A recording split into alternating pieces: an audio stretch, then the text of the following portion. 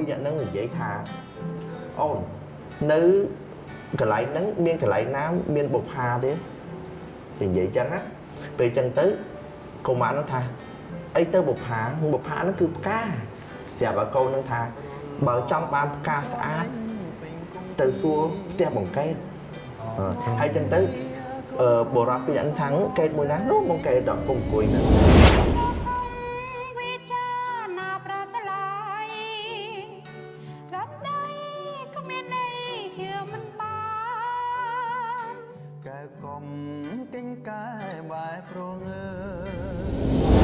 សុទ្ធ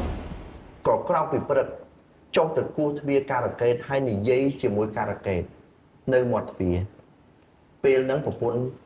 ពេញច្បាប់របស់គាត់ក្រោកឡើងតន់គាត់ស្ដាប់បានទាំងអស់គាត់ក៏នាំគ្នាទៅជំនុំគ្នាប្រមូលគ្នាហ្នឹងទៅជួបជុំគ្នានៅផ្ទះម្ដាយរបស់វិសុទ្ធដៃរបស់វិសុទ្ធគាត់លោឡាហ្មងគាត់លោឡាថាមិនបានរឿងហ្នឹងអត់ព្រមប្រាប់គាត់ដឹងថានាងការ៉ាកេតហ្នឹងហើយនឹងវិសុទ្ធហ្នឹងជាសង្សារគ្នាហើយមានកូនជាមួយគ្នាគាត់តែមកដល់ផ្ទះភ្លាមបាត់កៅអៅរបស់ការ៉ាកេតអស់លីងនាងក៏រត់ចេញទៅតាមរកមិនក៏អត់ឃើញដែរអញ្ចឹងតួប្រពន្ធហ្នឹងក៏ប្រាប់ថាឲ្យវិសុទ្ធហ្នឹងទៅរកការ៉ាកេតទៅខ្លាចនាងមានគ្រោះថ្នាក់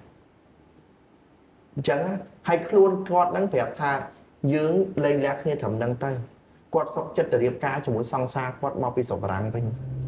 បាទនេះកាស្នេហាមានម្ដាយ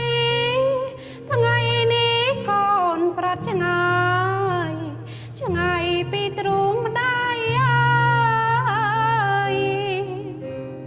ចិត្តម្ដាយសោកស្ដាយគ្មានស្បើយកាំងនេះកាម្ដាយអើយឲ្យម្ដាយរួមនឹងអ្នកណាជាជីវិតសូមគោរពស្វាគមន៍ម្ដងទៀតមកកាន់សប្តាហ៍ថ្មីនៃកម្មវិធីនិទានភាពយន្តកម្មវិធីនិទានភាពយន្តទទួលបានការឧបត្ថម្ភពី eSchool Cambodia គឺជាសាលា Digital ឈានមុខគេនៅក្នុងប្រទេសកម្ពុជានិងមូលនិធិសម្ដេចក្រមព្រះនរោត្តមចក្រពង្គដែលលោកបានចូលរួមក្នុងការឧបត្ថម្ភក្នុងការផលិតវីដេអូនៃកម្មវិធីនិទានភាពយន្តជំរាបសួរបងទាំងអស់គ្នាបាទសុខសប្បាយជាទេបងបាទជាពិសេសជំរាបសួរបងតារាចម្រៀងណាវីបាទថ្ងៃនេះថ្មីថ្ងៃនេះមានតារាចម្រៀងថ្មីម្ដងទៀតបបកស្រីចម្រៀងជូនបងប្អូនទាំងអស់គ្នាបាទបងនៅក្នុងសប្តាហ៍នេះយើងមានរឿងអីចែកជូនទៅបងប្អូនប្រិយមិត្តក៏ដូចជាបងនៅទីនេះស្ដាប់ដែរបងក្នុងសប្តាហ៍នេះខ្ញុំនឹងលើកយករឿងមួយដែលមានចំណងជើងថាការ៉ាកេតបងធ្លាប់ឮរឿងការ៉ាកេតទេបាទដូចជាមានរឿងហ្នឹងដូចជារឿងរបស់អ្នកចិត្តខាងយើងផលិតដែរឬក៏មិនបងរឿងការ៉ាកេតហ្នឹងរឿងការ៉ាកេតហ្នឹងរបស់ប្រទេសចិត្តខាងយើងថតជារឿងបុរាណអូបាទចេះចំណែកការ៉ាកេតដែលបងលើកមកនិយាយថ្ងៃនេះជារឿងបែបម៉េចវិញបងជារឿងសម័យមានន័យថាមរតកភាពយន្តរឿងការ៉ាកេតជាខ្សែភាពយន្តសម័យមិនមែនជាខ្សែភាពយន្តបុរាណទេបាទតាមដែលខ្ញុំបានធ្លាប់ទស្សនារឿងរបស់អ្នកចិត្តខាងយើងអញ្ចឹងណាបងខាងនោះក៏គេលីសម័យដែរប៉ុន្តែជាលក្ខណៈជាទ្វេភពឆ្លងទៅវិញទៅមកអញ្ចឹងអាហ្នឹងបែបមិនឬក៏មានភាពស្តៀងគ្នាបែបណាវិញបងអត់មានគឺអត់ដូចគ្នាទេអត់ដូចគ្នាខុសឆ្លាស់តែម្ដងអូព្រោះការ៉ាកេតដែលជាស្នាដៃរបស់ផលិតករ Bill Chilling នេះជាការ៉ាកេតជាស្នាដៃនិពន្ធរបស់លោកផ្ទាល់បាទនិយាយអំពីនារីម្នាក់ឈ្មោះការ៉ាកេតអូបាទខ្ញុំចង់ដឹងតួអង្គហ្នឹងបែបម៉េចនេះឬក៏កាច់ឆ្នាំដូចជាខ្សែភាពយន្តរបស់អ្នកចិត្តខាងយើងដែរក៏មិនមានលក្ខណៈខុសគ្នាដែរខុសគ្នាបាទអញ្ចឹងអាចមានន័យថាការ៉ាកេតហ្នឹងជាការបង្ហាញពីតម្លៃរបស់កុលស្ត្រីខ្មែរអញ្ចឹងហ៎បង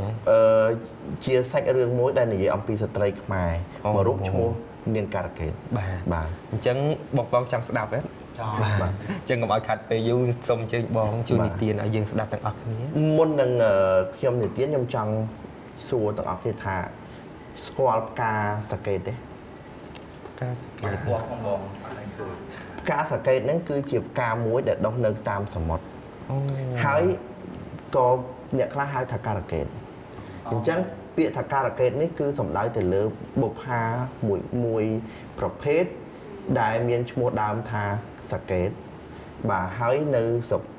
យើងនេះក៏មានដែរនៅប្រទេសជិតខាងយើងក៏មានដែរបាទអញ្ចឹងការ៉ាកេតនេះគឺសំដៅទៅលើឈ្មោះនារីដែលគេប្រៀបបដូចទៅនឹងបុប្ផាបាទការ៉ាកេតហ្នឹងគឺសំដៅផ្កាមួយយ៉ាងឈ្មោះសាកេតហ្នឹងបាទខ្សែភាពយន្តនៅរឿងការ៉ាកេតជាខ្សែភាពយន្តសម័យបែបមនោសញ្ចេតនាជីវិតមួយស្នាដៃនិពន្ធរបស់កាវីប៊ីវឈេលៀងបាទរឿងហ្នឹងល្អមែនតើបាទល្អខ្លាំងហើយខ្ញុំគិតថាបើសិនជាផលិតករក្នុងសម័យបច្ចុប្បន្នយកខ្សែភាពយន្តនឹងមកផលិតឡើងវិញមិនដឹងជាល្អយ៉ាងណាបាទអញ្ចឹងក្នុងថ្ងៃនេះខ្ញុំនឹងលាតត្រដាងអំពីសាច់រឿងទាំងស្រុងបាទដែលខ្ញុំបានស្ដាប់ពីការនិទានរបស់អ្នកដែលបានទស្សនាភាពយន្តនឹងតាំងពីឆ្នាំ1966អូយូរដែរបងអញ្ចឹង66ដល់ឥឡូវចង់60ឆ្នាំណាបាទគាត់នៅចងចាំគ្រប់ឈុតគ្រប់ឆាកទាំងអស់នៃរឿងការ៉ាកេតអូយប្រកែកណាស់បាទហើយគាត់ក៏បាននិទានប្រាប់ខ្ញុំហើយខ្ញុំក៏ចងចាំទៅតាមគាត់ដែរបាទរឿងការ៉ាកេតនេះក្បាលដំបងនិយាយអំពីតួប្រុសម្នាក់ឈ្មោះវិសុទ្ធហ្នឹងគឺជាពេទ្យសត្វជាពេទ្យសត្វហើយក្នុងផ្ទះគាត់ហ្នឹងគេធ្វើកម្មវិធីភ្ជាប់ពាក្យវិសុទ្ធហ្នឹងជាមួយនឹងនារីម្នាក់ដែលមកពីស្រុកបារាំងរៀនចប់មកពីស្រុកបារាំងភ្ជាប់ពាក្យជាមួយគ្នានារីម្នាក់ហ្នឹងហើយនឹងវិសុទ្ធអត់ដែលស្គាល់គ្នាទេហើយក៏អត់មានចិត្តស្រឡាញ់គ្នាដែរគ្រាន់តែភ្ជាប់ពាក្យតាមឪពុកម្ដាយចាស់ទុំសំកុំឲ្យដល់ថ្ងៃដែលភ្ជាប់ពាក្យហ្នឹងគ្រាន់តែភ្ជាប់ពាក្យឲ្យភ្លាមវិសុទ្ធហ្នឹងហៅសំណាងដែលជាពួកម៉ាក់របស់ខ្លួនហើយនៅផ្ទះជុំគ្នាហ្នឹងដូចថាចេញចូលផ្ទះហ្នឹងណាចិត្តស្និទ្ធណានៅផ្ទះជាមួយគ្នាទៅដើរលេងនៅជាយក្រុងភ្នំពេញនៅពេលដែលគាត់ធ្វើដំណើរតាមឡានទៅដល់កន្លែងមួយគាត់បានឃើញនារីម្នាក់ជិះសេះខ្វៀលគោជិះសេះខ្វៀលគោនាងហ្នឹងមានគោមួយវងហើយនាងនឹងជិះសេះទៅតួប្រុសវិសុទ្ធហ្នឹងលើកកាមេរ៉ាថតរូបនាងជិះសេះបាទហើយក៏ចាប់ផ្ដើមលួចស្រឡាញ់ថាអូយឃើញរូបល្អស្អាតអីអញ្ចឹងទៅក៏ចេះតែជិះតាមសេះនាងរហូតទៅដល់ស្រាប់ទៅដល់មាត់ព្រែកមួយគេហៅមាត់ព្រែកមិនដឹងមាត់ស្ទឹងមិនដឹងគាត់បញ្ចងសេះហើយគាត់ហៅទូកមកដើម្បីចម្លងគាត់ទៅផ្ទះគាត់ព្រោះផ្ទះគាត់នៅម្ខាងស្ទឹងបាទដល់ពេលអញ្ចឹងតួអង្គពីរនាក់យើងដែលបើកឡាននេះវិសុទ្ធហើយនឹងសំណាងហ្នឹងគាត់ក៏ចតឡានហើយគាត់ឡើងជិះទូកនឹងទៅសុំដោយសារជាមួយដែរអញ្ចឹងក្មេងម្នាក់ដែលជាអ្នកចម្លងទូកហ្នឹងអាយុ22ដល់10ឆ្នាំគាត់ចម្លងទូកហ្នឹងក៏ស្គាល់គ្នាជាមួយការ៉ាកេតហ្នឹងច្បាស់ណាស់បាទស្គាល់នាងហ្នឹងច្បាស់ណាស់តួស្រីហ្នឹងច្បាស់ណាស់តួប្រុសហ្នឹងក៏អង្គុយនៅកណ្ដាលអញ្ចឹងទៅតួស្រីហ្នឹងអង្គុយចុងទូកហើយតួប្រុសកុមារហ្នឹងចែវទូកបាទពេលហ្នឹង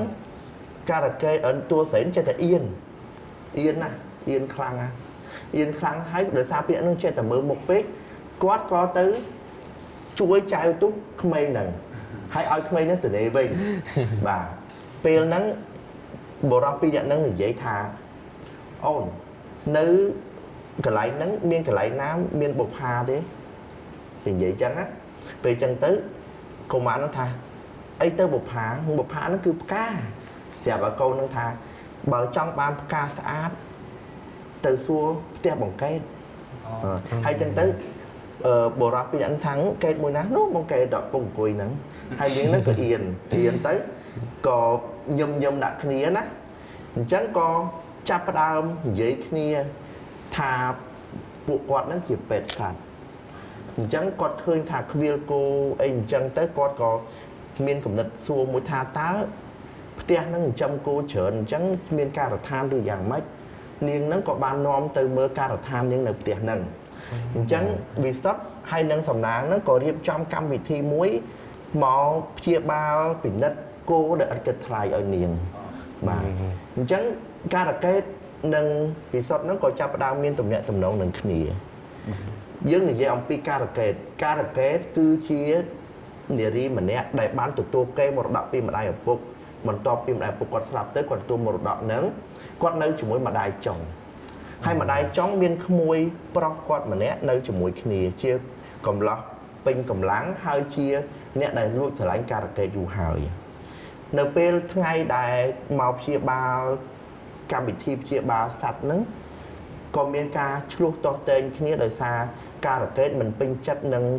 ក្មួយរបស់ម្ដាយចុងហ្នឹងចូលទៅបន្ទប់គាត់ហើយចង់បៀតបៀនគាត់ពេលហ្នឹងពេលហ្នឹងវិសុទ្ធហ្នឹងក៏ឆ្លោះជាមួយនឹងបរិសុទ្ធតួប្រុសហ្នឹងមួយទៀតហ្នឹងណាឆ្លោះគ្នាអញ្ចឹងទៅក៏កើតចិត្តជាគំនុំគុំគួនបាទនៅពេលដែលអ្នកទាំងពីរចាប់ផ្ដើមជាប់ទំនាក់ទំនងស្នេហានឹងគ្នាអ្នកទាំងពីរហ្នឹងក៏បបួលគ្នាទៅលេងសមុទ្របាទទៅលេងសមុទ្រ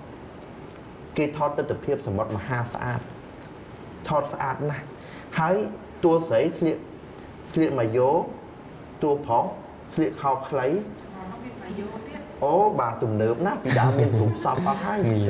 មានគ្រប់សពអស់ហើយម៉ាយ៉ូប៊ីកានីអីមានទាំងអស់បាទហើយដល់ពេលអញ្ចឹងទៅតួប្រុសតួស្រីហ្នឹងក៏ចាប់ផ្ដើមសារសងស្នេហាគ្នាដោយរំលេចនៅបទអាកាសសមុទ្រខ្មែរបាទអញ្ចឹងអាកាសសមុទ្រខ្មែរហ្នឹងគឺជាការវិញចំណងអនុស្សាវរីយ៍ស្នេហារបស់តួប្រុសវិសុទ្ធនិងការកេតជាមួយគ្នាបាទអាកាសសមុទ្រខ្មែរជាចម្រៀងមួយបទដែលបានបាត់បង់ទៅអស់រយៈពេល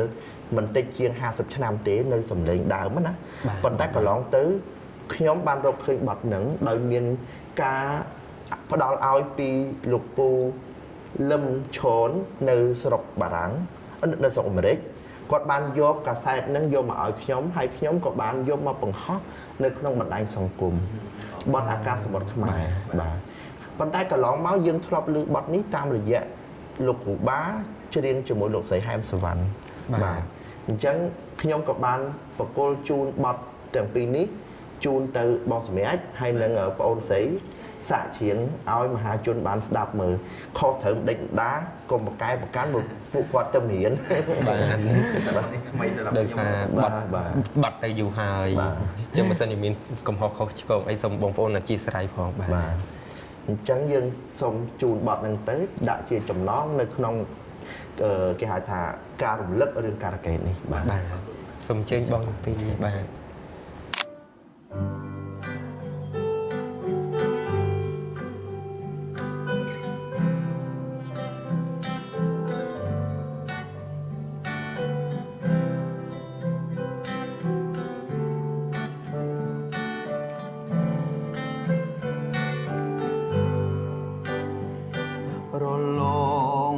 ដេញពេញគង្គី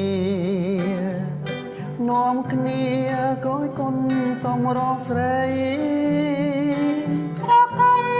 វិចាណាប្រតឡៃកំដៃគ្មានន័យជឿមិនបានកែកុំកិញកែបែបប្រងើយកែអើយអាសូរដល់ប្រប្រាប្រសាមានបាក់ប្រានចៅស្រីនៅកំព្រាជឿចិត្តរៀមចង់ណាចរណៃនេះគឺសំដីដែលស្មាត់សាច់ចាជឿចង់កុំសងកាអូនផ្ញើសង្ខារលើប្រហើយអាកាំសមុទ្រខ្មែរ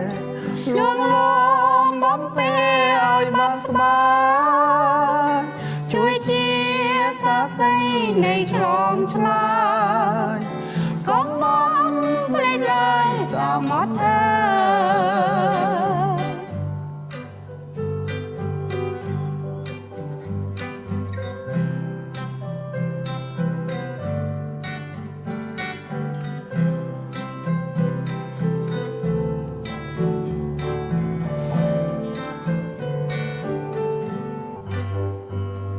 ជឿចិត្តរៀមចង់ណាចរណៃនេះគឺសំដីដែលធ្លាប់សាចាជឿ សងការ អូនបញ្ញាសង្ខារលើប្រហើអាកម្មសមុទ្រខ្មែរលងលំមកពេលឲ្យបានស្បាយជួយជាសាស័យនៃឆ្លងឆ្លើយកុំបងភ្លេចឡើយសមុទ្រអើយ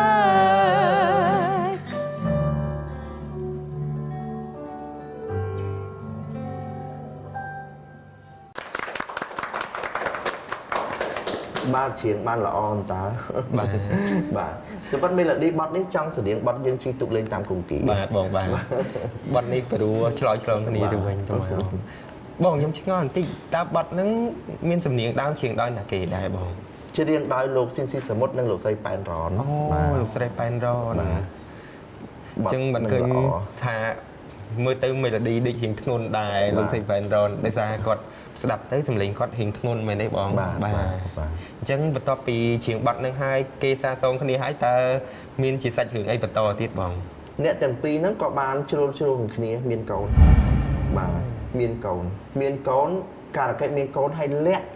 អត់ឲ្យអ្នកណាដឹងទេឲ្យតែវិសុទ្ធដឹងតែម្នាក់ទេបាទហើយវិសុទ្ធហ្នឹងក៏អត់មានប្រាប់គ្នាថាខ្លួនមានគូតដឹងទៅទៀតដូចថាសេចក្តីស្នេហា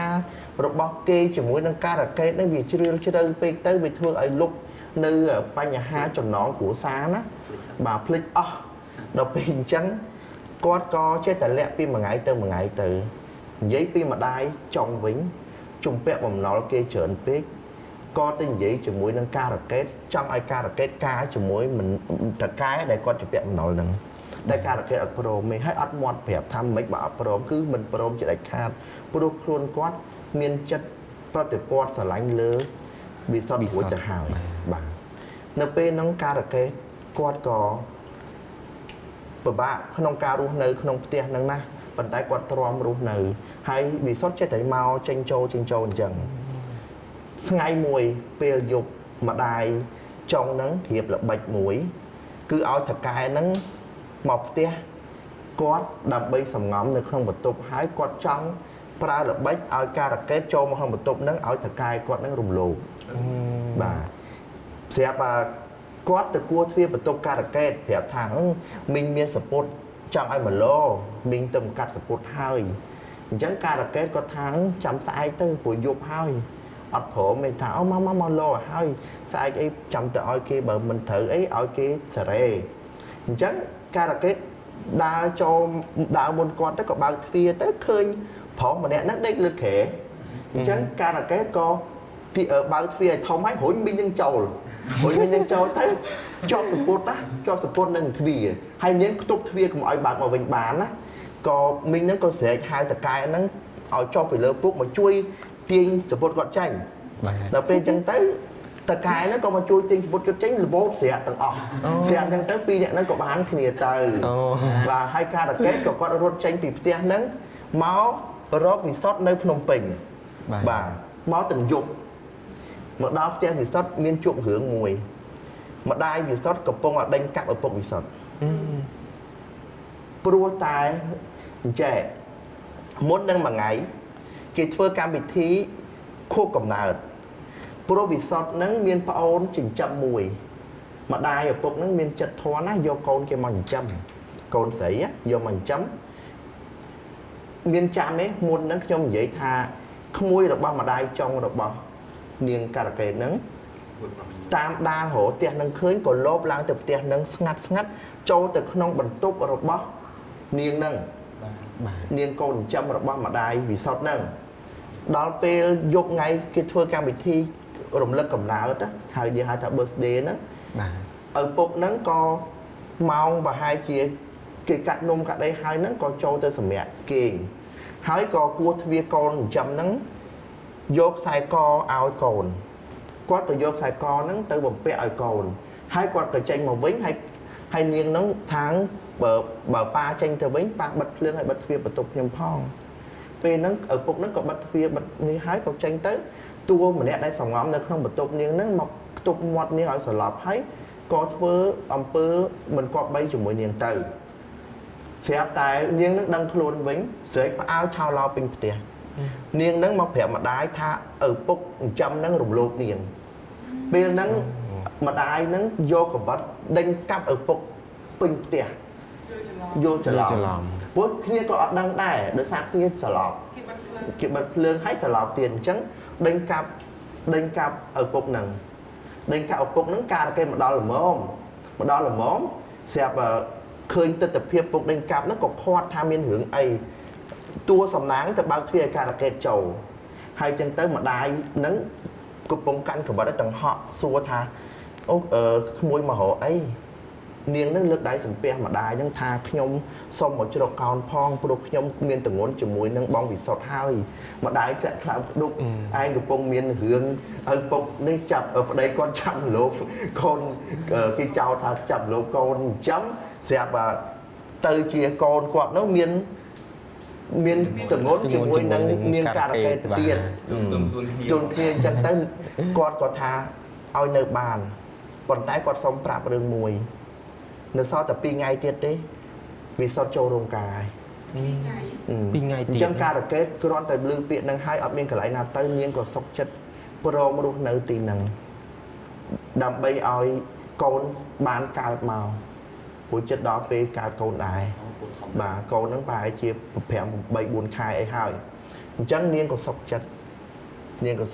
ទៅចុះខាងគូទៅដល់បងវិសុទ្ធហ្នឹងគាត់ដឹងអត់ដឹងទេចាំមើលតិចទៀតមានរឿងទៀតនៅពេលដែលគាត់ការហើយគាត់មិនទៅនៅផ្ទះខាងស្រីបាទបងគាត់ក៏បានរំលងផែ6 7ខែទៅការកេតក៏កើតកូនហើយកូនហ្នឹងឈ្មោះកណ្ឌិកា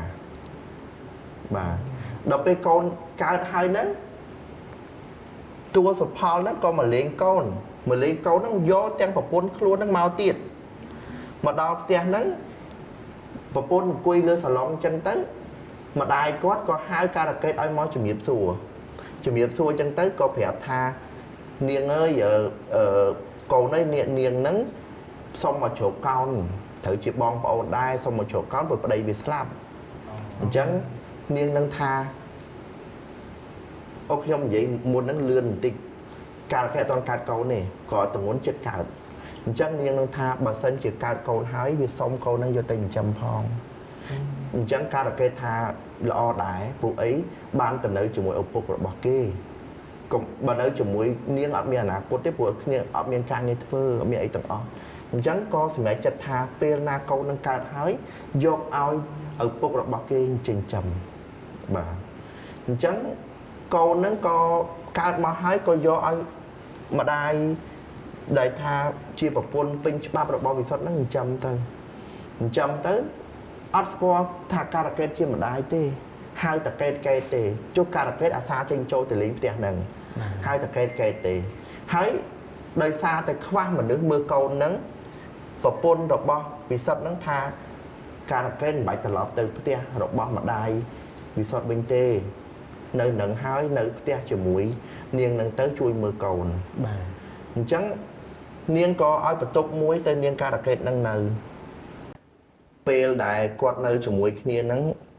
វិសុទ្ធនឹងគាត់ចេះតែអាណិតការកេតនឹងក៏ក្រំទ្រូងដែរតែគ្នាធ្វើម៉េចគ្នាស្រឡាញ់កូនអញ្ចឹងគ្នាចង់នៅមើលថែកូនបាទនៅពេលនោះហើយដែលអ្នកទាំងពីរចាប់ផ្ដើមមានអារម្មណ៍មួយថាឃ្លាតឆ្ងាយពីគ្នាប៉ុន្តែមិនអាចនិយាយជាមួយគ្នាបានណាវិសុទ្ធក៏ក្រោកពីព្រឹកចុះទៅគោះទ្វារការកេតហើយនិយាយជាមួយការកេតនៅមាត់ទ្វារពេលហ្នឹងប្រពន្ធពេញច្បាប់របស់គាត់ក្រោកឡើងតន់គាត់ស្ដាប់បានទាំងអស់គាត់ក៏នាំគ្នាទៅជំនុំគ្នាប្រមូលគ្នាហ្នឹងទៅជួបជុំគ្នានៅផ្ទះម្ដាយរបស់វិសុទ្ធគាត់លោឡាហ្មងគាត់លោឡាថាមិនបានរឿងហ្នឹងអត់ព្រមប្រាប់គាត់ដឹងថានាងការកេតហ្នឹងហើយនឹងវិសុទ្ធហ្នឹងជាសង្សារគ្នាហើយមានកូនជាមួយគ្នាក៏លោឡាទៅវិសុទ្ធហ្នឹងថារឿងហ្នឹងវាជ្រុលអស់ហើយគេទាំងពីរនាក់ក៏គ្មានតំណែងស្នេហាឲ្យគ្នាដែរគ្រាន់តែនៅមើលកូនទេអញ្ចឹងវិសុទ្ធហ្នឹងក៏ដើម្បីលួងចិត្តប្រពន្ធហ្នឹងក៏នាំកូនហើយនឹងប្រពន្ធពេញច្បាប់ហ្នឹងឡើងឡានទៅលេងកំពង់សោម ទៅលេងកំពតលេងកែបសំទោសទៅលេងកែបក៏ឡើងទៅលេងកែបក៏នាំគ្នាជិះទិញទៅបាត់ទៅពេលហ្នឹងពីរអ្នកហ្នឹងឡើងលើឡានកូនហ្នឹងក៏ទេតាឡើងទៅហៅថាកេតទៅជាមួយដែរទៅកេតទៅជាមួយដែរទៅទាញទ្វារឡានមកតួស្រីទាញទ្វារបិទគៀបដៃហើយរុញឲ្យចេញទៅឡានក៏ចេញទៅនាងអត់បានគៀបដៃការ៉ាកេតអត់ឲ្យការ៉ាកេតឡើងឡានទេអញ្ចឹង3នាក់ហ្នឹងក៏គេចេញឡានទៅការ៉ាកេតហ្នឹងក៏សម្រេចចិត្តថានាងនឹងចាក់ចេញពីផ្ទះហ្នឹងហើយក៏បានច្រៀងចម្រៀងមួយបទគឺទំនួញការ៉ាកេតបាទទំនួញការ៉ាកេតជាចម្រៀងមួយដែលនិយាយអំពីឈុតមួយដែលការ៉ាកេតសម្រេចចិត្តចាក់ចេញពីកូនស្រីរបស់នាងហើយផ្សងវាសនាថ្មីបាទអូនចេះបទហ្នឹងទេបរមីចាមិនដែរបទហ្នឹងប៉ារ៉ូលវាសាប់ជាអាចថាដាក់អារម្មណ៍ទៅហូបទឹកភ្នែកអត់ដឹងខ្លួនអញ្ចឹងលោកស្រីនាងកញ្ញាបទទំនួញការ៉ាកេតនេះប្រហែលជាមិនសូវបានឮទេបាទបងបាទហើយមានអ្នកខ្លះក៏មកសួរខ្ញុំថាកណ្ណិកានឹងអ្នកណាអញ្ចឹងខ្ញុំរៀបរាប់មិញដឹងហើយកណ្ណិកាគឺជាកូនស្រីរបស់ការ៉ាកេតក្នុងខ្សែភាពយន្តមិនមែនជារឿងពិតរបស់អស់លោកណាទេបាទអញ្ចឹងសូមអញ្ជើញបងស្រីជួបបកស្រាយជំនាញតិចណាបងបាទ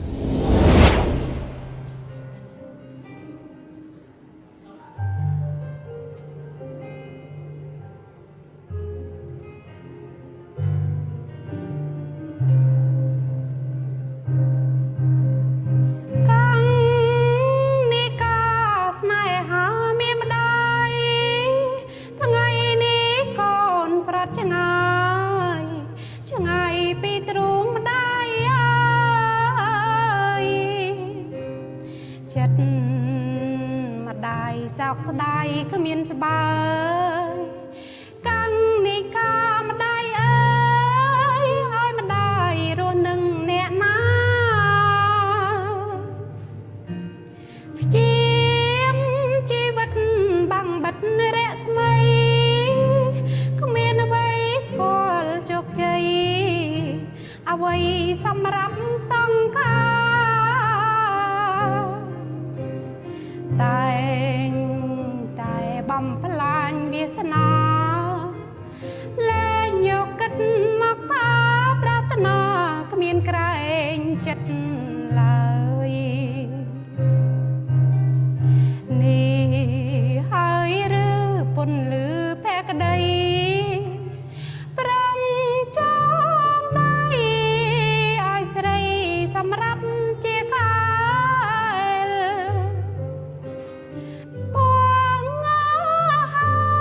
បង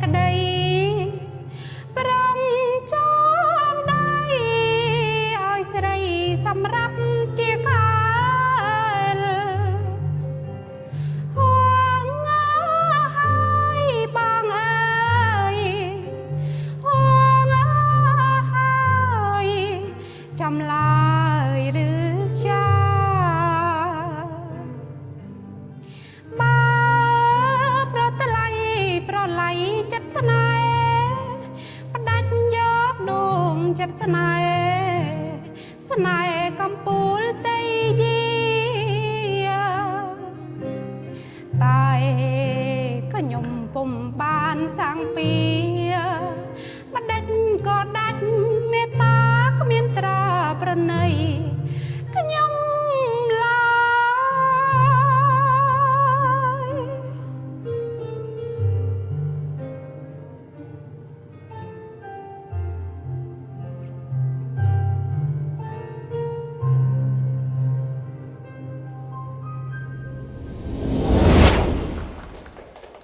សូមអរគុណច្រើនជាងព្រួនបានជាងព្រួនណា មាននៅសញ្ជាតិណាពេញទីហ្នឹងបាទ បរបីឆ្នាំនេះអាយុប្រហែលហើយ អាយុ25ឆ្នាំ អូហើយចូលសិល្បៈប្រហែលឆ្នាំហើយដែរ ជាប់ប្រហែលជា3-4ឆ្នាំហើយ បាទ បាទ តបងឡៃមិនបានចូលចិត្តច្រៀងបទលោកស្រីប៉ែនរ៉ន និយាយរួមទៅពីដំបូងខ្ញុំអត់សូវចូលចិត្តបាត់ពីដើមនេះក៏តែកាន់តែស្ដាប់គាត់កាន់តែចង់ដូចថាទូចិត្តអញ្ចឹងអញ្ចឹងទៅក៏ស្រឡាញ់ទឹកដងសម្លេងគាត់អញ្ចឹងទៅហើយលោកប៉ាគាត់ជាអ្នកសិល្បៈដែរអញ្ចឹងបដកទៅដល់អញ្ចឹងទៅខ្ញុំក៏ចង់ហត់ទឹកចង់ច្រៀងរបស់ពីដើមអញ្ចឹង បាទអញ្ចឹងប៉ាគាត់ឈ្មោះអីដែរ ប៉ាគាត់ជានិយាយទៅគាត់ក៏ជាសិល្បករមួយដែរឈ្មោះឈៀកប៊ុនថន អូ ចាដែលគាត់ធ្លាប់បានប្រឡងនៅស្ថានីយ៍ទូទួល CTN អូ បាទ អញ្ចឹងសុទ្ធតែមានខ្សែអ្នកសិល្បៈបាទ ខ្ញុំខ្ញុំសួរសំណួរមួយចង់ដឹងថាគឺហ្នឹងតួអង្គណាគាត់សម្ដែង មិនតន់ចប់ណា អ នៅតទីទៀតហ្នឹងហើយអញ្ចឹងបន្តមកទៀតពេលដែលច្រៀងបទនឹងហើយការៈកិច្ចក៏ចេញពីផ្ទះពេលដែលវិសុទ្ធនាំកូនទៅលេងសមុទ្រក៏គាត់យកសេះឈើឲ្យកូនជិះលេងណាសេះឈើហ្នឹងគឺពីយើងពីសង្គមយើងប្រកែណាខ្មែរយើងមិនទៅប្រើផលិតផលរបស់បាទក្រោយសេះឈើពីដើមឲ្យកូននិយាយទៅស្រាប់តែគាត់កន្លែងទៅគាត់ឃើញសេះឈើហ្នឹងគាត់នឹកឃើញរូបការៈកេតដែលគាត់ធ្លាប់ថតពេលជាសេះពេលជួបគ្នាដំបូងគាត់ក៏បើកអាល់ប៊ុមមើលទៅហើយគាត់នឹកថាគាត់ត្រូវត្រឡប់ទៅវិញដើម្បីទៅនិយាយជាមួយនាងឲ្យបានច្បាស់ព្រោះគាត់បានធ្វើកំហុសបាទអញ្ចឹងគាត់ក៏រត់រះមកនៅពេលធ្វើដំណើរតាមផ្លូវហ្នឹងប្រពន្ធគាត់ពេញច្បាប់ហ្នឹងគាត់ដឹងថាប្តីហ្នឹងកំពុងតែនឹកនាងហ្នឹងអញ្ចឹងគាត់អត់សុបាយចិត្តគាត់តែមកដល់ផ្ទះភ្លាមបាត់កៅអៅរបស់ការៈកេតអស់រលីងនាងក៏រត់ចេញទៅតាមរកមិនក៏អត់ឃើញដែរអញ្ចឹងតួប្រពន្ធហ្នឹងក៏ប្រាប់ថាឲ្យវិសុទ្ធហ្នឹងទៅរកការៈកេតទៅខ្លាចនាងមានគ្រោះថ្នាក់អញ្ចឹងហើយខ្លួនគាត់ហ្នឹងប្រាប់ថាយើងលែងលះគ្នាត្រឹមហ្នឹងទៅគាត់សុខចិត្តទៅរៀបការជាមួយសង្សារគាត់មកពីស្រុកបារាំងវិញបាទដល់ពេលអញ្ចឹងគាត់ក៏ចាក់ចេញទៅហើយវិសុទ្ធហ្នឹងក៏ទៅរកការៈកេតឃើញនៅផ្ទះចាស់របស់នាងតែទៅរកនាងឃើញហ្នឹងគឺក្នុងសភាពមួយដែលនាងត្រូវគេចងគឺក្មួយរបស់ម្ដាយចង់គាត់នេះចង់ធ្វើបាបគាត់ក៏យកការៈកេតហ្នឹងអស់ទៅធ្វើបាបនៅចំការចៃដន្យអីតួវិសុទ្ធហ្នឹងទៅតន់ទៅជួយនាងហ្នឹងបាទហើយក៏វាយគ្នាបតាយបតប់គ្នាទៅតួក្មួយរបស់ម្ដាយចង់គាត់ហ្នឹងបានស្លាប់ដោយសារពេលដែលវាយគ្នាហ្នឹងគាត់មានកំបិតហើយគាត់មមាលចង់មមាលឡើងចាក់ខ្លួនឯងស្លាប់បាទចាក់ខ្លួនឯងស្លាប់ទៅហើយអ្នកទាំងពីរក៏បានជួបគ្នាវិញរឿងហ្នឹងគឺចង់បញ្ចប់សប្បាយគឺបានរស់នៅជុំគ្នាវិញបាទជាមួយកូនហើយក៏ឪពុកហ្នឹងក៏ប្រាប់កូនហ្នឹងថាកេតគឺជាម្ដាយរបស់កូនឯងបកើតបាទពួកអីមើលកេតកូនហ្នឹងចូលចិត្តកេតហ្នឹងណាហើយកេតគិតថាកូននឹងប្រហែលជាមានភាពកក់ក្ដៅនៅពេលបាននៅជាមួយម្ដាយផ្ទាល់ប៉ុន្តែអត់ដឹងថាជាម្ដាយ ហ្នឹងបាទអត់ដឹងជាម្ដាយ ប៉ុន្តែខ្ញុំនៅឆ្ងល់ឈុតមួយបងបាទដូចជាមានឈុតមួយបងនិយាយថាកូនចំបោះម្ដាយវិសុទ្ធហ្នឹងត្រូវបានក្មួយបោះម៉ែចង់បោះការៈកេតហ្នឹងទៅរំលោភអញ្ចឹងតើបន្ទាប់ពីសាច់រឿងហ្នឹងទៅគេមានបញ្ជាក់ថាមានដឹងថា កូនចាំហ្នឹងដឹងថាក្មួយបោះម្ដាយចូលនឹងរំលោភអត់ សាច់រឿងដល់ទេ ដឹងពេលចុងក្រោយពេលឆ្លោះគ្នាហ្នឹងដឹងពេលដែលឆ្លោះគ្នាហ្នឹងពេលដែលសុបវិសុទ្ធហ្នឹងវាយគ្នាជាមួយនឹងតួហ្នឹងហើយក៏វាក៏បានឆ្លើយប្រាប់ថាថ្ងៃមុនហ្នឹងវាលោបចូលផ្ទះចាប់រំលោភប្អូនរបស់វិសុទ្ធហ្នឹងបានវិសុទ្ធខឹងខ្លាំងណាស់បាទវិសុទ្ធហ្នឹងខឹងខ្លាំងណាស់ អញ្ចឹងដឹងនេះពេលវគ្គចុងក្រោយទៅដែរ ពេលវគ្គចុងក្រោយទាំងអស់ស្រាយចងល់បាទ បាទចេញអស់ បាទបាទ បងខ្ញុំនៅឆ្ងល់សាច់រឿងមួយទៀតអញ្ចឹងបន្ទាប់ពីការលែងលះគ្នារបស់តួអង្គប្រពន្ធហើយនឹងវិសុទ្ធនឹងហើយចុះការ៉ាកេតហើយនឹងវិសុទ្ធនឹងបានរៀបការមួយគ្នាអត់ បាននៅជាមួយគ្នា នៅជាមួយគ្នាប៉ុន្តែរៀបការទេ អត់និយាយទេគេអត់បានរំលែកឡើង អញ្ចឹង គាត់ថាបានរស់នៅជួបជុំគ្នាវិញប៉ុណ្ណឹងបាទ បាទ ចឹងមានថារឿងហ្នឹងចាប់ដល់ happy ending happy ending បងខ្ញុំនៅឆ្ងល់ឈុតមួយទៀតបន្ទាប់ពីការលែងលះគ្នារបស់វិសុទ្ធហើយនឹងភរិយាគាត់ហ្នឹងតើការ៉ាកេតហើយនឹងវិសុទ្ធហ្នឹងបានរៀបការមួយគ្នាអត់ គាត់អត់បានរៀបការជាមួយគ្នាទេដោយសារគេបានបញ្ចប់ត្រឹមការជួបជុំគ្នាតែប៉ុណ្ណឹង អញ្ចឹងបានន័យថា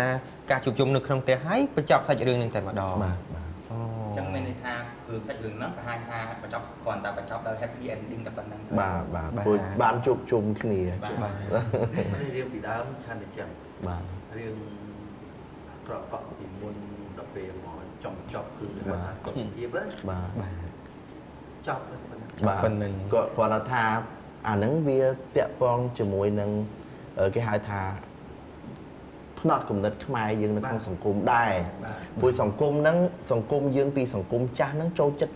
ភាពកំសត់ហើយក៏ចង់បញ្ចប់ទៅបានជួបជុំគ្នាបាទព្រោះអីចេះជួនកាលអ្នកនិពន្ធលោកធ្វើខ្សែភាពយន្តខ្លះមានការនិយាយប្រប្រាស់គ្នាទាំងរងការរិះគន់ដែរ បាទខ្ញុំបានយល់ពីជំរឿរបស់លោកប៊ីវឈីលៀងលោកប៊ីវឈីលៀងបានធ្វើខ្សែភាពយន្តល្អច្រើនបាទខ្សែភាពយន្តរបស់លោកប៊ីវឈីលៀងភាគច្រើនតួអង្គរវាងពីឆ្នាំ61ដល់ឆ្នាំ64 65ហ្នឹងគាត់ភាគច្រើនតួអង្គស្លាប់សាច់រឿងក្រោយទាំងអស់ដល់ពេលរឿងការ៉ាកេតនេះគាត់ធ្វើឲ្យមានការ surprise គឺគាត់ឲ្យតួអង្គជួបជុំគ្នាវិញបាទចាំឯការយើងនិយាយរឿងស្រមោលអក្សរា បាទចាំបង ជារឿងដ៏មហាកំសត់បាទហើយលោកប៊ីវឈីលៀងបានធ្វើខ្សែភាពយន្តមួយមានចំណងជើងថាកងកម្មកងកែវក៏កំសត់ណាស់ដែរបាទអញ្ចឹងគាត់គិតថាបើសិនជាធ្វើកំសត់រហូតទៀតមុខជាអ្នកមើលហ្នឹងពិបាកទទួលយកហើយអញ្ចឹងគេចង់ឲ្យមានការជួបជុំគ្នាបន្ទាប់ពីថតរឿងការ៉ាកេតហ្នឹងហើយលោកប៊ីវឈីលៀងបានថតរឿងមួយទៀតក៏ល្អដែរជារឿងមួយដែលសប្បាយដែររឿងកាណាប់ការី អូកាណាប់ការី មានបទសេផាយទៅផាយទៅ អូបទព្រោះណាបងបទហ្នឹងបាទអញ្ចឹងខ្ញុំចង់សួរសិទ្ធិបន្តិចចុះបើសិនជាសិទ្ធិនៅក្នុងតួអង្គនឹងជារឿងនាងការ៉ាកេតវិញសិទ្ធិធ្វើបែបម៉េចពេលដែលដឹងថាតួប្រុសមានប្រពន្ធហើយមានគូដណ្ដឹងហើយមានអារម្មណ៍មិនដែរបាទ សម្រាប់ខ្ញុំបើសិនជាខ្ញុំវិញខ្ញុំអត់ព្រមអញ្ចឹងទេខ្ញុំត្រូវតែប្រាប់ខាងគូដណ្ដឹងហ្នឹងហ្មងខ្ញុំមិនអាចធ្វើចិត្តបានទេវាមិនដែលសង្សាររបស់យើងទោះបីជាយើងអត់ទាន់ការប៉ុន្តែហេតុអីបានជាទៅជាការមួយអ្នកថ្មីទុកយើងចោលបងអញ្ចឹងទៅមានអារម្មណ៍ថាខ្ញុំអត់ទទួលយកបានបាទ ប្រតិកម្មព្រាម ហើយ តែពិបាកថាក្នុងកលចសាហ្នឹងព្រោះខ្លួនមានតងន់ បាទ ហើយអត់មានអីដោះស្រាយជីវភាព ហើយនាងរត់ចេញពីផ្ទះទៀត នឹងរត់ចេញពីផ្ទះទៀតវាអញ្ចឹងអត់ដឹងទីពឹងអ្នកណា យើងនិយាយទៅគេទទួលអីបើយើងនិយាយគេអត់ទទួលឲ្យគេបាយជាយើងគូទៅដល់ឲ្យបងយើងចោលទៀតតាកន្លងជ្រោកយើងអត់សល់ អាហ្នឹងហើយគេហៅលេខកញ្ចុងលងកញ្ជើ សុំចឹងផងទទួលយកសិន ប៉ុន្តែខ្ញុំយល់ថាលោកអ្នកនិពន្ធប៊ីវឈីលៀងលោកតសេឲ្យតួប្រុសនៅអាត្មានិយម បាទ អាត្មានិយម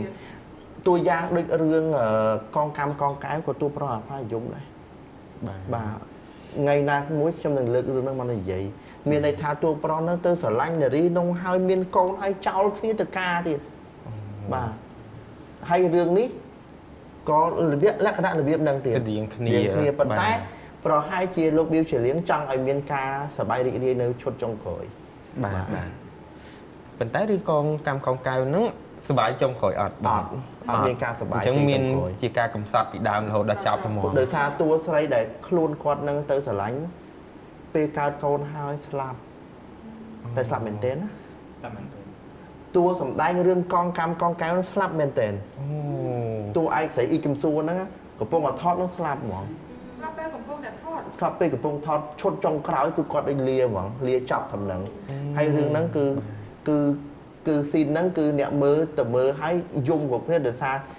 ឃើញតែស៊ីនហ្នឹងទៅគាត់ស្លាប់បាត់ អូអ ថា ញ្ចឹង មែនទេ អញ្ចឹង តែគាត់ស្លាប់បង ដោយសារជំងឺគ្រុនចាញ់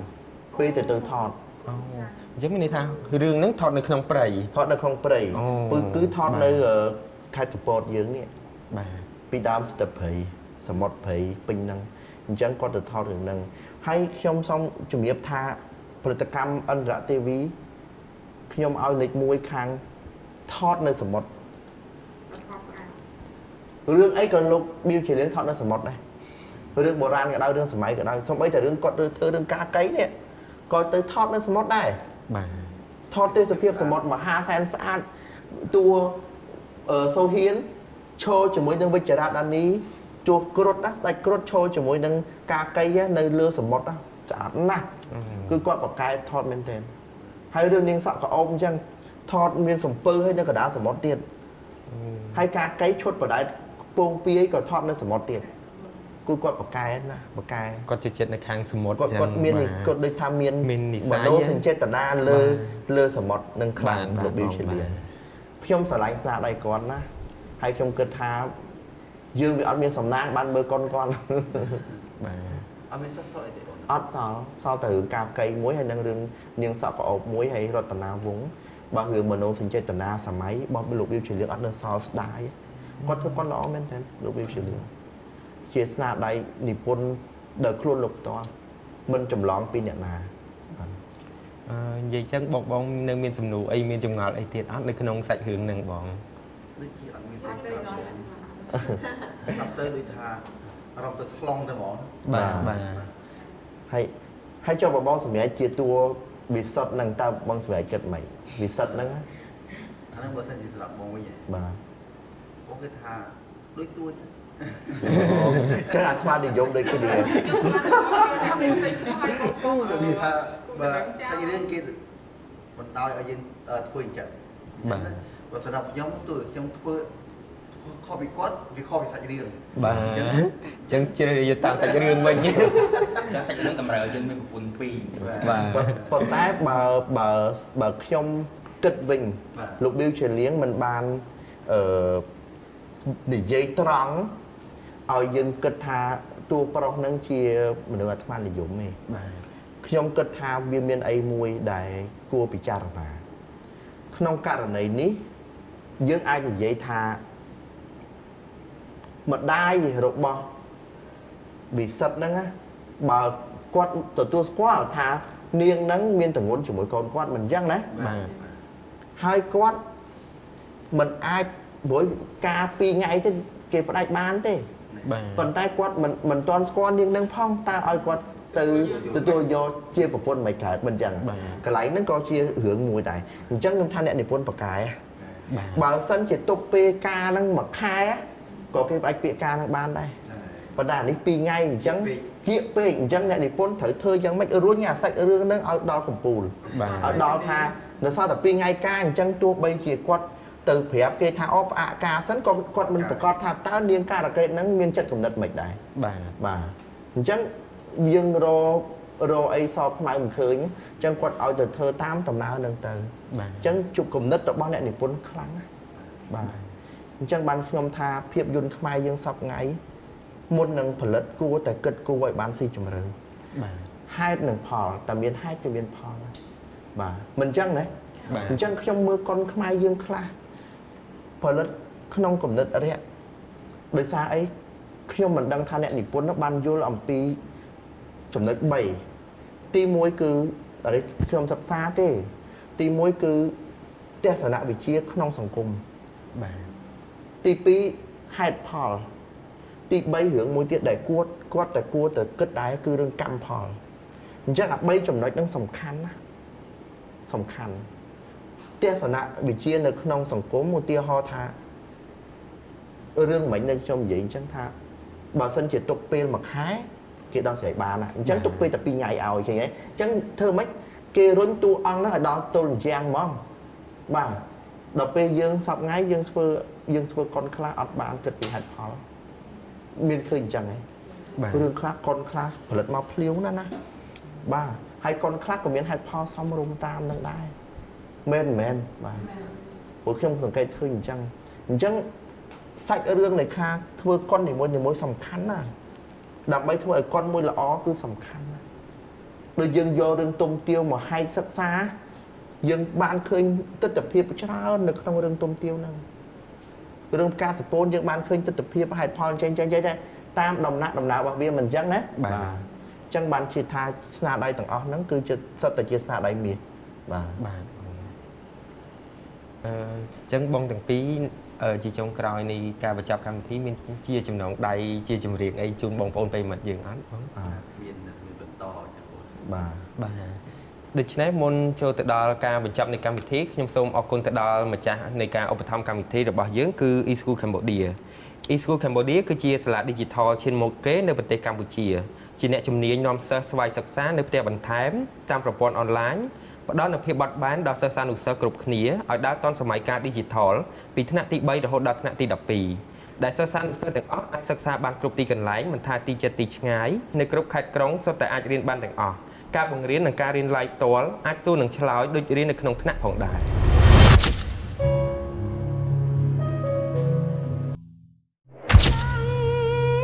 នេះក៏ស្នេហាមានម្ដាយថ្ងៃនេះកូនប្រត់ឆ្ងាយពីទ្រូងម្ដាយអើយចិត្តម្ដាយសោកស្ដាយគ្មានស្បើ